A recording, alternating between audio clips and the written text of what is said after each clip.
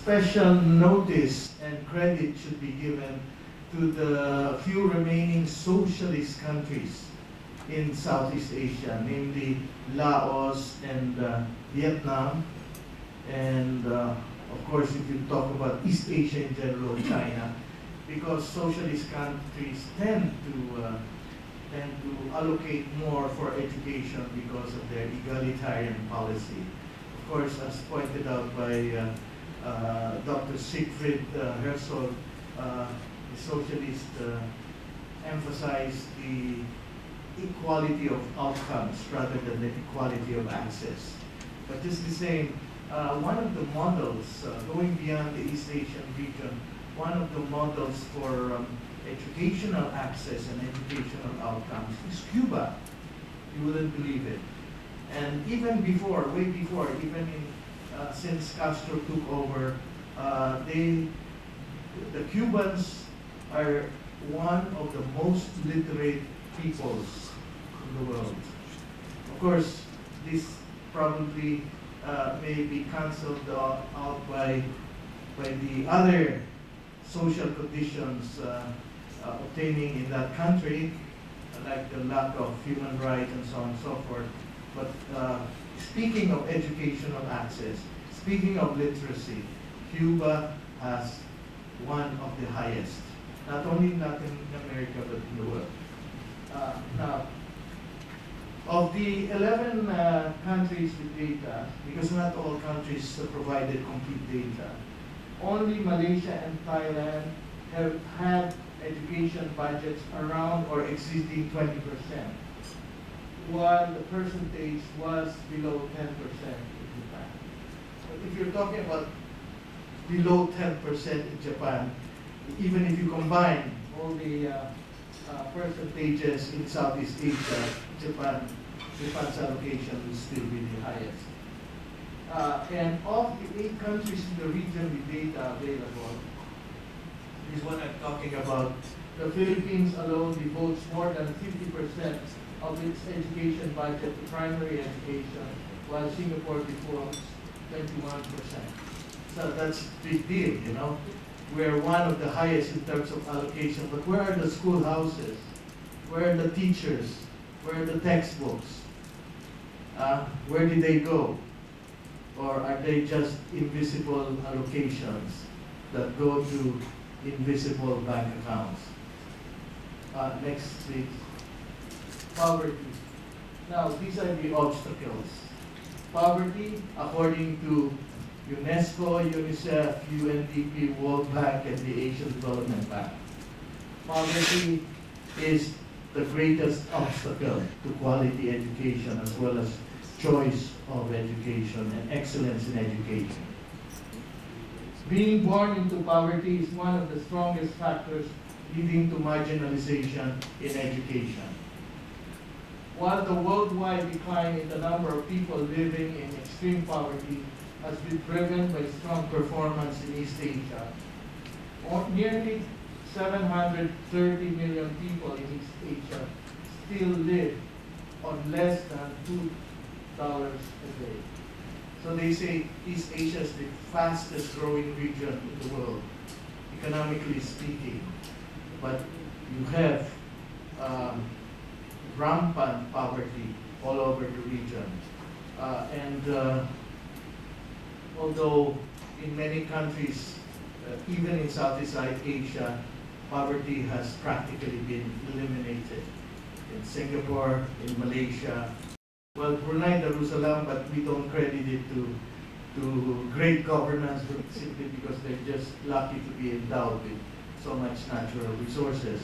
And by the way, you have a caring monarch, and you cannot say that of many monarchs in other parts of the world, of course. But anyway, Thailand and Vietnam have good records. In fact, very impressive records in terms of eliminating poverty. Now, malnutrition.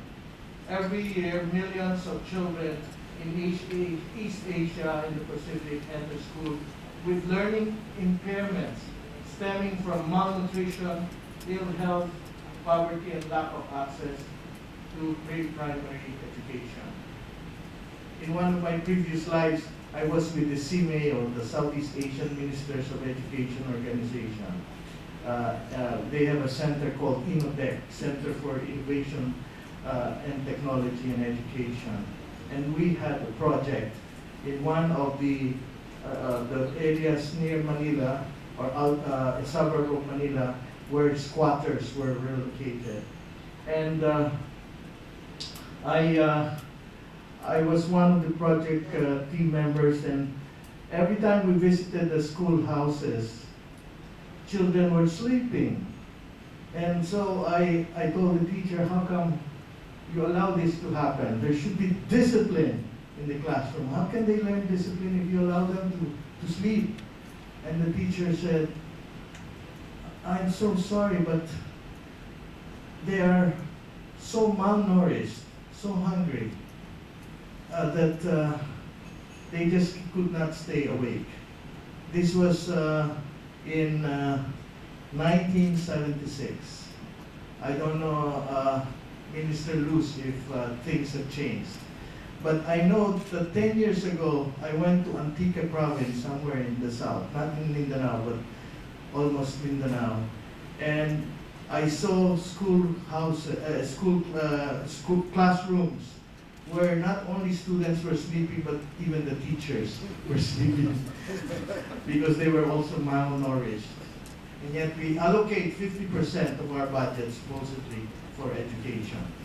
Now, children who suffer malnutrition during the early years of life are at risk of developmental delays that impede later learning. They tend to score worse on tests of cognitive function and development. According to the findings, this was an outdated study. I mean, the data are outdated. It could be worse. It could be a little better. I don't know. Our Ministry of Social Work and Development, Social Welfare and Development reported that 20% of our children are brain damaged as a result of malnutrition. This is why I think that poverty caused by corruption, official corruption in government, is the worst violation of human rights that you can find, because they deprive children especially from the basic services, public services, infrastructure that are needed for the survival and the well-being of our children. Yes, but we don't revolt in the Philippines, unfortunately. We have people power, you know, and we sing songs and and try to seduce the soldiers into cooperating with us, and then afterwards, what happens? Back to the good old times, as far as the public officials. Not all of them, but most of them. Yeah, that's why we're waiting for the glorious day of the new leadership in the Philippines under the Liberal Party. Yes. Now, sorry, I could not avoid saying that. Yes, 3 minutes more. Yes. All right. Gender disparity. Gender disparity. Oh, when you go to the Philippines, you say, oh, the president is a woman, many female congressmen, about how many now? 3 female senators. You find women all over. You go to the university, in most universities, the majority are women. There is female or woman liberation in the Philippines, not so. Because these are more the exceptions than the rule. If you go to the countryside, there is tacit discrimination against women. Whether wittingly or unwittingly, because girls are supposed to stay at home and help their parents. Now, next please. Shortage of qualified teachers. And we know that teachers are the single most important education resource. Within countries, marginalized groups are particularly disadvantaged with regard to access to trained teachers. Now, indigenous minorities. I remember that when I was here in 1969, Sri Lanka was on its way to be a tiger. I came from the Philippines in 1969. The Philippines was not only on its way to becoming a tiger, it was the first tiger economy in Southeast Asia.